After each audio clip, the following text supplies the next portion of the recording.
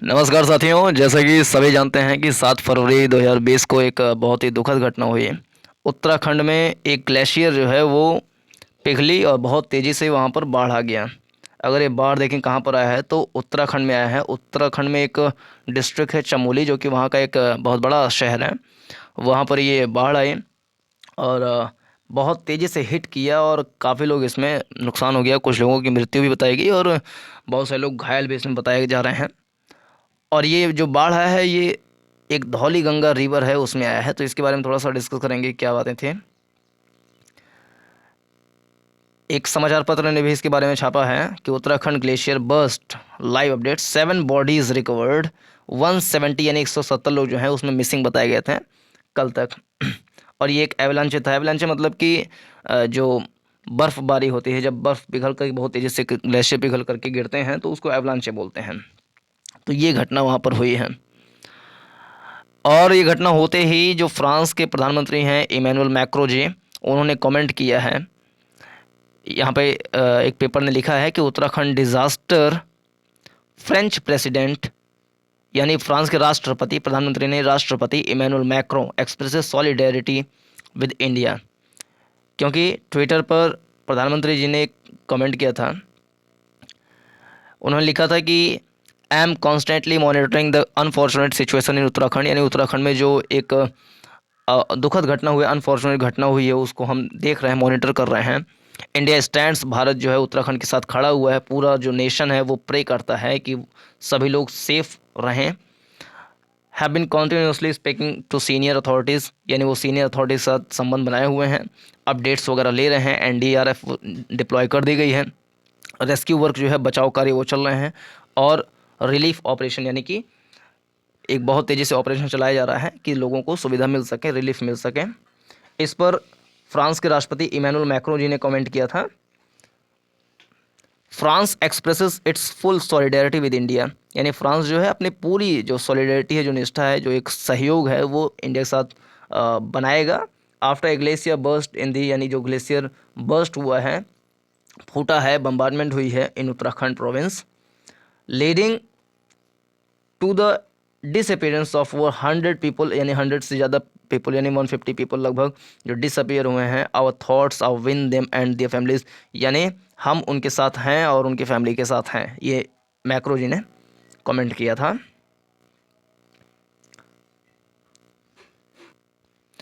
NDTV ने इसमें लिखा है कि कंपनसेशन क्या दी जाएगी। कंपनसेशन मतलब होता है क्षतिपूर्ति, यानी जो लोग इसमें क्षति हो गए हैं उनको कुछ ना कुछ राशि दी जाएगी। तो उसके बारे में इसमें बताया गया है कि 4 lakh rupees for those killed flood expert studying cause, यानी कि जितने लोग प्रभावित हुए हैं उनको 4 लाख रुपए की एक तरीके से राशि दी जाएगी, कम क्षतिपूर्ति दी जाएगी।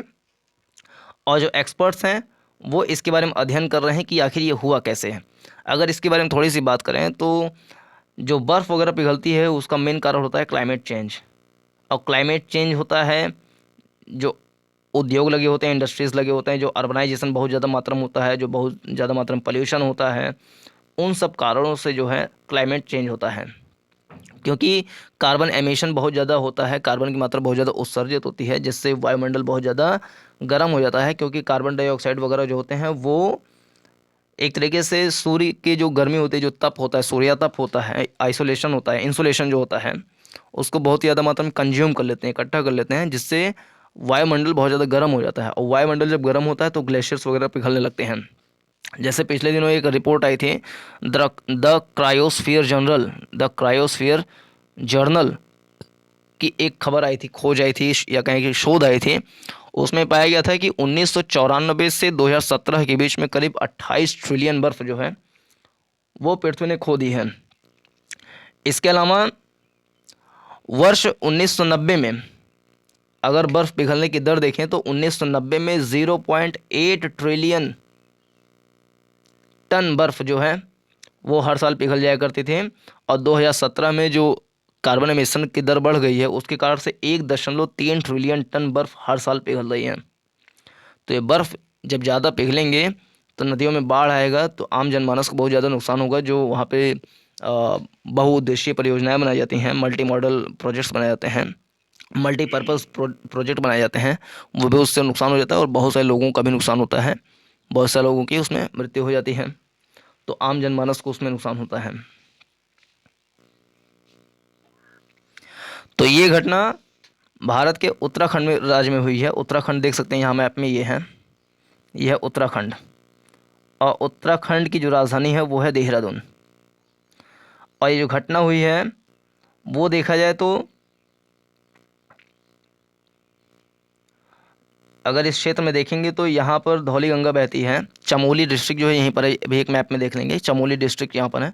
चमोली डिस्ट्रिक्ट में बहुत सारी नदियाँ बहती हैं, तो एक नदी ऐसे बहती है, तो उधर एक ग्लेशियर था, वो ग्लेशियर पिघल करके टूट करके बहुत तेज़ी से गिरने लगा, जिससे वहाँ पे बाढ़ आ गई और कुछ यहाँ पे प्रोजेक्ट्स भी बन रहे थे, उस प्रोजेक्ट्स को भी नुकसान हुआ और कुछ व्यक्तियों को भी इसमें नुकसान हुआ। तो ये है मैप उत्तराखंड का। उत्तराखंड के बारे में थोड़ा सा देखें तो इसमें 1.01 करोड़ लोग रहते हैं, यानी कि 1 करोड़ से ज़्यादा की आबादी है,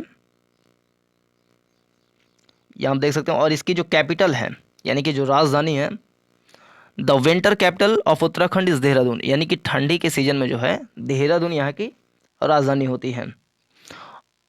the largest city of state which is reel head और Gairsain a town in Chamoli district is the summer capital of Uttarakhand. यानी उत्तराखंड के दो कैपिटल हैं, एक विंटर कैपिटल है, विंटर में कैपिटल हो जाता है देहरादून, और एक समर कैपिटल है, यानी गर्मी के सीजन में हो जाता है चमोली। जो शहर है, चमोली डिस्ट्रिक्ट है, चमोली डिस्ट्रिक्ट में एक स्थान है गैरसैंण, तो गैरसैंण हो जाती है राजधानी गर्मी के सीजन में। तो चमोली कहाँ है इस मैप में देखेंगे तो चमोली यहाँ पर है, ये उत्तराखंड में चमोली डिस्ट्रिक्ट है। और देहरादून दक्षिण में है, यहाँ देख सकते हैं नैनीताल है, और ये बड़ा शहर पिथौरागढ़ है,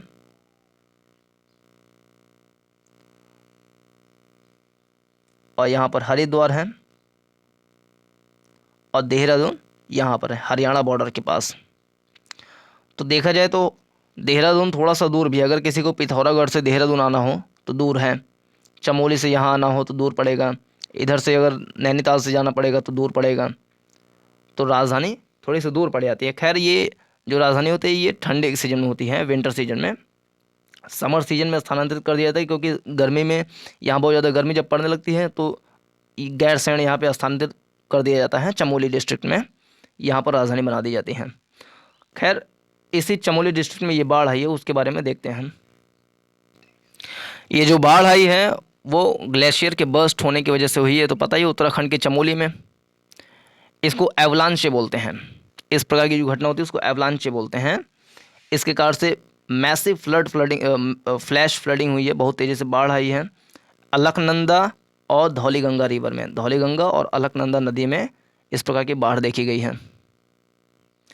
और इससे न ही सिर्फ व्यक्तियों को नुकसान होता है, बल्कि जो प्रोजेक्ट्स बनाए जाते हैं, जैसे कि वहाँ पे the Rishi Ganga power project बनाए जा रहे थे, उसको भी डैमेज हुआ है, ऐसी रिपोर्ट की जा रही है वहाँ से। अब थोड़ा सा नदियों का क्रम अगर देखेंगे चमोली डिस्ट्रिक्ट में, तो धौलीगंगा और जो एक नदी और थी अलकनंदा, उसको देखते हैं यहाँ पर मैप में, तो ये है अलकनंदा निकल रही यहाँ से, और इधर से एक नदी निकल रही है अलकनंदा, फिर आकर के रुद्रप्रयाग में इस तरीके से देख सकते हैं अलकनंदा, और यहाँ से पिंडारी नदी आकर के इसमें मिल रही है। तो इन्हीं नदियों में मुख्य रूप से जो यहाँ वाला क्षेत्र है, इस वाले एरिया में, तो यहाँ पर इस बाढ़ को देखा गया, यहाँ पर ग्लेशियर जो है पिघला हुआ है, पिघल करके इस नदी में बहुत तेज़ी से बाढ़ आई है। अंतर्राष्ट्रीय मीडिया जो है इस प्रकार की घटना को ग्लेशियल लेक आउटबर्स्ट फ्लड कहती है, यानी GLOF कहती है। GLOF की परिभाषा क्या होती है कि a glacial lake outburst is a type of outburst flood that takes place occurs when water damaged by a glacier or moraine is released, यानी जब इस प्रकार की घटना होती है तो उसको GLOF कहते हैं। और जो नंदा देवी पर्वत है, नंदा देवी पर्वत भी टूटा है, नंदा देवी ग्लेशियर जो है वो भी इसमें पिघली है या कहीं की टूटी है, ब्रोक ऑफ है, टूट करके गिरी है। ये नंदा देवी ग्लेशियर यहाँ पर देख सकते हैं। और इसका प्रोसेस क्या हुआ है, ट्रेल ऑफ डिस्ट्रक्शन, इसमें भी देख सकते हैं यहाँ पर कि सबसे पहले क्या हुआ इसमें कि नंदा देवी जो ग्लेशियर थी वो पिघली यानी बर्स्ट हुई रैनी नाम के विलेज में। रैनी नाम का एक गांव था चमोली में, उसमें सबसे पहले नंदा देवी जो शिखर था या कहें ग्लेशियर था वो पिघला और वो तेज़ी से नीचे गिरने लगा। एनटीपीसी का जो तपोवन है, प्लांट है, उसको भी नुकसान पहुंचा। इसके बाद क्या हुआ, ये बहते बहते स्वयं धौली गंगा में ये प्रवेश किया विष्णु प्रयाग में। यानी सबसे पहले नंदा देवी जो है वो पिघली, एनटीपीसी वगैरह को तोड़ते ताड़ते जो है विष्णु प्रयाग में पहुंचा और धौली गंगा को जो है उसमें बाढ़ ला दिया। धौली गंगा में पानी ज़्यादा हो गया। और धौली गंगा कहाँ है, यहाँ पे देख सकते हैं इस स्थान पर, ये जो पॉइंट है यहाँ पर है नंदा देवी। नंदा देवी में सबसे पहले बर्फ़ टूटी, बर्फ़ टूट गया यहाँ पर, यह स्थान है विष्णु प्रयाग। और विष्णु प्रयाग में धौली गंगा नदी है, धौली गंगा में बाढ़ आ गई इससे। फिर तीसरे स्थान पर देखें तो ये जो पॉइंट यहाँ पर दिखाया जा रहा है, इस पॉइंट पर the river Alaknanda at this point washes away under construction Tapovan Vishnugad hydro power project on Rishi Ganga. यानी इस वहाँ पर भी एक हाइड्रो पावर प्रोजेक्ट बनाई जा रही है ऋषि गंगा नदी के पास, तो उसमें भी बाढ़ बढ़ गई क्योंकि यहाँ से टूटा, फिर यहाँ पर आया, फिर यहाँ पर आया, तो बाढ़ इस पूरे क्षेत्र में आ गई। फिर चौथा पॉइंट यहाँ पर दिखाया जा रहा है कि the stream now reach Srinagar, Srinagar तक पहुँच गई। श्रीनगर ये जम्मू कश्मीर वाला श्रीनगर नहीं, उत्तराखंड वाला श्रीनगर में पहुँच गई। उसके बाद फिर देवप्रयाग पहुँची और फिर ये ऋषिकेश पहुँच गई, फिर हरिद्वार पहुँच गई। यानी बहुत दूर दूर तक टच करी है ये। सबसे पहले नंदा देवी, फिर इसके आगे आया विष्णु प्रयाग, विष्णु प्रयाग के बाद आया ऋषि गंगा जहाँ पर प्रोजेक्ट चल रही है। उसके बाद श्रीनगर में आया, श्रीनगर के बाद फिर ये देवप्रयाग में आया, देवप्रयाग के बाद फिर हरिद्वार में आया, ऋषिकेश में, फिर हरिद्वार में। इस प्रकार से पूरे नदी, ये जो एक नदी है, ये पूरे तंत्र जो है इसमें बाढ़ आ गई और इसके आसपास के जो क्षेत्र में लोग रह रहे थे उसको बहुत ज़्यादा प्रभावित की है। नंदा देवी ग्लेशियर के बारे में थोड़ा जान लें। Nanda Devi glacier forms part of second highest mountain in India, the Nanda Devi mountain, while it the second highest after Kangchenjunga. यानी कंचनजंगा के बाद दूसरी सबसे बड़ी ये एक तरीके से माउंटेन है। Located entirely within country as Kangchenjunga lies on the border of India Nepal. जो कंचनजंगा है वो इंडिया और नेपाल या कहें कि कुछ कुछ चाइना या चाइना से बहुत दूर है, खैर इंडिया और नेपाल बॉर्डर पर हम कंचनजंगा को देख सकते हैं। जो कि अगर प्योर रूप से देखा जाए तो कंचनजंगा भारत की सबसे बड़ी हम चोटी कह सकते हैं। K2 जो है, K2 हालांकि भारत की सबसे बड़ी चोटी है, लेकिन K2 POK वाले क्षेत्र में आ जाता है, इसलिए हम दूसरे स्थान पर देखें तो कंचनजंगा है। और भारत में अगर देखें, अगर POK को 1 मिनट के लिए अपना प्रशासनिक हिस्सा ना माने, क्योंकि अभी प्रशासनिक हिस्सा वहाँ पर है भी नहीं, हालांकि भारत दावा करता है कि POK भारत का हिस्सा है, लेकिन प्रशासनिक दावा अभी वहाँ पर नहीं हो पाया है, प्रशासन नहीं चल रहा है भारत का। तो जितना प्रशासनिक भारत है, प्रशासनिक क्षेत्र जो भारत का है, उसमें हम कंचनजंगा को सबसे ऊंचा मान सकते हैं। और दूसरे स्थान पर जो आता है वो नंदा देवी ही आता है। अब देखेंगे कि ग्लेशियर क्यों टूटती है, why does a glacier break, glacier क्यों टूटती है। तो a glacier break or burst, टूटती है या बर्स्ट होती है, फूट जाती है, can occur for a number of reasons. क्या क्या कारण है, पहला तो इरोजन है, यानी कि मृदा अपर्दन है, मृदा अपर्दन, इरोजन मतलब सॉइल इरोजन मतलब मृदा अपर्दन। यानी जब पर्वतों में, जैसे मान लो ये पर्वत है, इसमें आसपास में अल्पाइन वृक्ष और तरह तरह के शंकुधारी वृक्ष लगे होते हैं, जब इन वृक्षों को काट दिया जाता है तो ये वृक्ष दरअसल मिट्टी को पकड़े रहते हैं, बहुत तेज़ी से पकड़े रहते हैं, तो मिट्टी कटाव नहीं होता है। जब ये इन वृक्षों को काट दिया जाता है विभिन्न कारणों से, औषधि बनाने के लिए या बेचने के लिए, इमारती कार्यों के लिए, तो इस मिट्टी को पकड़ने की क्षमता नष्ट हो जाती है। और जब इधर से बर्फबारी होती है या नदी का बहाव होता है तो मिट्टी बहुत तेज़ी से कटती है, जब मिट्टी बहुत तेजी से करती है तो लैंड स्लाइड हो जाता है, जो भूमि है भूमि स्खलन हो जाता है, भूमि इधर की बहुत तेजी से बर्स्ट हो जाती है, टूट जाती है और बह जाती है, तो नदियों का बाढ़ हो जाता है। अब क्या होता है, मान लो कि ये पर्वत है, इधर से पेड़ काट दिया गया तो इधर से कोई नदी बह रही है, मान लो कलर हम ब्लू करें थोड़ी देर के लिए, ये ब्लू कलर में मान लो नदी इधर से बह रही है।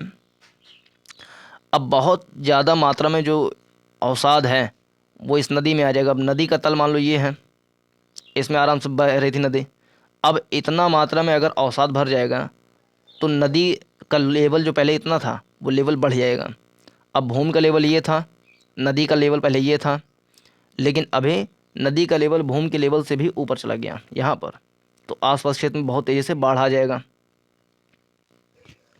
तो पहला कारण है इरोजन, यानी कि मृदा का अपरदन। मृदा का अपरदन क्या होता है, वृक्षों को काटने से, जिससे बहुत तेज़ी से प्रेशर बिल्ड होता है और एवलांची ये सब आ जाता है, और स्नो और रॉक्स जो हैं ये सब बर्फ़ है या पत्थर हैं ये सब बहुत तेज़ी से गिरने लगते हैं।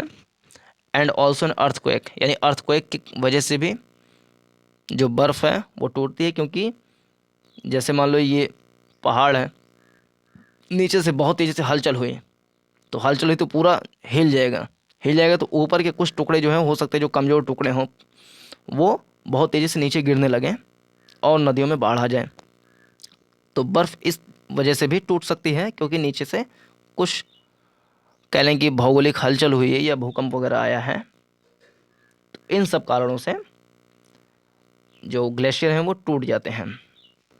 A glacier burst can also be triggered by massive displacement of water, यानी बहुत ज़्यादा मात्रा में जो वाटर जो पानी है उसको डिप्लेस किया जाता है, एक स्थान से दूसरे स्थान या डैम वगैरह बनाया जाता है, तो उससे भी ग्लेशियर लेक जो बनते हैं, जो झरने वगैरह बन जाते हैं, तो वो जब टूट जाता है तो उससे भी बहुत ज़्यादा कोलैप्स हो जाता है, ग्लेशियर वगैरह पिघल जाती हैं या ग्लेशियर टूट जाती हैं, क्योंकि जब पानी बहाव बहुत तेज़ी से होता है, प्रेशर में होता है, तो ग्लेशियर को तोड़ करके निकल सकती हैं।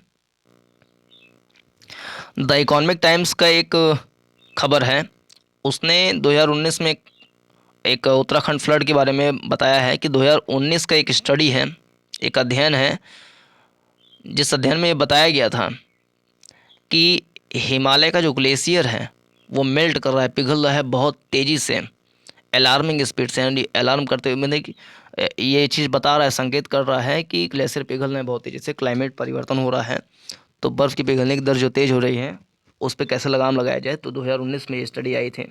इसके अलावा द क्रायोस्फीयर जर्नल की रिपोर्ट आई थी, इसके अलावा कुछ और इंग्लैंड में विश्वविद्यालय हैं उसके शोध भी आए थे कि ग्लेशियर्स पिघल रहे हैं, लेकिन फिर भी हम लोग पर्यावरण को ज़्यादा ध्यान में न रखते हुए डेवलपमेंट करते जा रहे हैं, तो क्लाइमेट चेंज का नुकसान हम देख रहे हैं।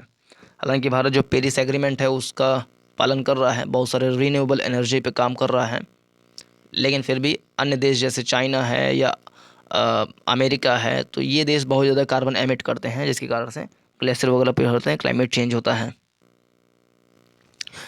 2021 उत्तराखंड ग्लेशियर आउटबर्स्ट फ्लड, इसके बारे में कुछ अध्ययन क्या बता रहे थे कि 2019 में क्या अध्ययन किया गया था कि 40 spanning 40 years of satellite observation, 40 साल से सैटेलाइट के माध्यम से अध्ययन किया जा रहा है, ऑब्जर्व किया जा रहा है अक्रॉस पूरे इंडिया में, चाइना में, नेपाल में, भूटान में अध्ययन किया गया सैटेलाइट के माध्यम से पिछले 40 साल में, यानी 1980 से 2020 तक।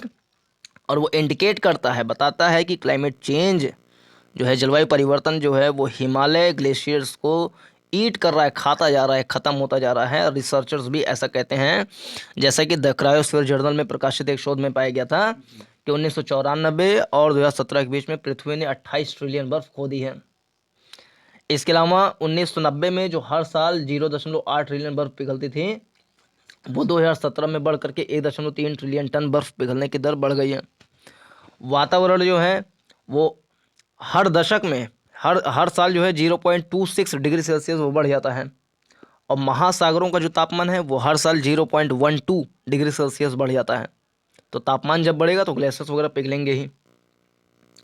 The study published in the journal Science Advances in June 2019 shows that glaciers have been losing the equivalent more than a vertical foot and half of ice each year since 2000, double of the amount of melting that took place of from 1975 to 2000। यानी कि सन 2000 से 1975 से 2000 के बीच में अगर तुलना करें तो ग्लेशियर्स की पिघलने की दर जो है वो 2 गुना तक बढ़ गई है, ऐसा भी रिसर्चर्स बताते हैं। तो ये जब जितने ज़्यादा पिघलेगी उतने ज़्यादा आम जनमानस को नुकसान होगा इससे।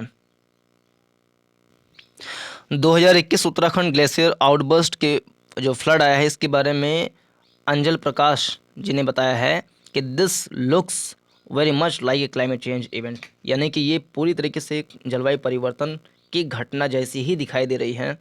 ये प्रोफेसर हैं Indian school business in Hyderabad. इन्होंने बताया है कि the glaciers are melting due to global warming, यानी ग्लोबल वार्मिंग होने की वजह से ही ग्लेशियर्स पिघल रहे हैं, ऐसा प्रोफेसर जो विद्वान वगैरह हैं ये सब बता रहे हैं। Armed forces trying to save people, जो आर्म्ड फोर्सेस हैं वो पीपल को बचाने का प्रयास कर रही हैं। अगर इंडियन आर्मी की तस्वीरें देखें तो ये टनल वगैरह के माध्यम से बचाने का प्रयास कर रही हैं। यहाँ पर देख सकते हैं एक आर्मी मैन की तस्वीर है। इसके अलावा इधर देखें तो एक आर्मी मैन है जो कि ये सेव कर रहा है, बचाने की कोशिश कर रहा है। इधर एनडीआरएफ की टीमें लगी हुई हैं, जो अन्य जवान होते हैं उनकी टीम यहाँ पर लगी हुई है। वो पूरा किस तरीके से मेहनत कर रहे हैं, बचाने का प्रयास कर रहे हैं। इसके डिटेल्स अगर देखें तो teams of Indo Tibetan border police ITBP जो है इसकी सेल वहाँ पर तैनात की गई है। The national disaster response force जो एनडीआरएफ है उसकी टीम वहाँ पर रेस्क्यू रिलीफ में काम कर रही है। वो rushed to flood hit areas in Uttarakhand where glacier broke off at Josh Joshimath and caused massive flooding in Dhauli Ganga river. ये धौली गंगा रिवर में जो बहुत बड़ा बाढ़ आया है, बहुत नुकसान हुआ है, कई लोगों की जाने उसमें जाने का घायल होने की खबर आ रही है। तो उसमें एनडीआरएफ आईटीबीपी ये सब सेल बहुत तेज़ी से काम कर रहे हैं और बचाने का प्रयास कर रहे हैं। तो इसमें सुझाव के रूप में सिर्फ यही दिया जा सकता है कि जो ग्लोबल वार्मिंग बढ़ रही है, ग्लोबल वार्मिंग, उसके प्रति थोड़ा सा सचेत हों, सरकारें सचेत हों, हर व्यक्ति सचेत हों। जो बहुत सारे पेड़ वगैरह काट दिए जा रहे हैं हिमालयी क्षेत्र में, एक तरीके से उत्खनन हो रहा है और सब चीज़ें हो रही हैं, पेड़ काटे जा रहे हैं, तो उससे बर्फ़ जो है उसको जब पकड़ने की शक्ति कमज़ोर होगी तो अपने आप ही वो टूट टूट के गिरेंगे और बाढ़ आएगी ही। तो वृक्षों को थोड़ा सा, और डेवलपमेंट जो है, डेवलपमेंट भी जो किया जा रहा है उसके पहले पर्यावरणीय असेसमेंट अच्छे से कर लिया जाए, एनवायरमेंटल असेसमेंट कर लिया जाए, फिर कोई डेवलपमेंट वाला काम किया जाए। क्योंकि पर्यावरण रहेगा तभी व्यक्ति भी रहेंगे। अब पर्यावरण अगर के ऊपर अगर विकास किया जाएगा तो कहीं ना कहीं इस तरीके से कुछ ना कुछ घटना होगी और बहुत सारे लोगों को जान जाएगी इसमें। तो ये कुछ उपाय हो सकते हैं। इसके अलावा जो पेरिस एग्रीमेंट हैं, जो अंतर्राष्ट्रीय एग्रीमेंट हैं, उन सब का पालन अमेरिका, चाइना, ये सब जो बहुत ज़्यादा डेवलप कर रहे हैं, डेवलपिंग कंट्रीज़ हैं, और जो डेवलप्ड कंट्रीज़ हैं उन सबको इस पे ध्यान देना चाहिए कि कार्बन एमिशन की मात्रा को कम करें। इसके अलावा जो रीन्यूएबल एनर्जी है उस पर बहुत ज़्यादा फोकस किया जाए। जो आम जनमानस हैं वो भी जो पब्लिक ट्रांसपोर्ट है, पब्लिक ट्रांसपोर्ट, बसेज हैं, रेलवेज़ हैं, उन सब का प्रयोग करें। अपने निजी वाहनों का कम से कम प्रयोग करें, बहुत ज़्यादा अगर ज़रूरी हो तभी प्रयोग करें, नहीं तो वो पब्लिक ट्रांसपोर्ट का प्रयोग करें। अगर विदेशों में देखें, जैसे कि अगर रूस में देखें या अन्य अच्छे कंट्री, नॉर्वे में देखें, डेनमार्क में देखें, तो वहाँ सब क्या होता है, पब्लिक ट्रांसपोर्ट को ज़्यादा फोकस किया जाता है। लोग ज़्यादा पोज नहीं मारते हैं दिखावटी, वो दूसरे दूसरे ट्रांसपोर्ट से चले जाएंगे या कुछ और व्यवस्था करके चले आएंगे।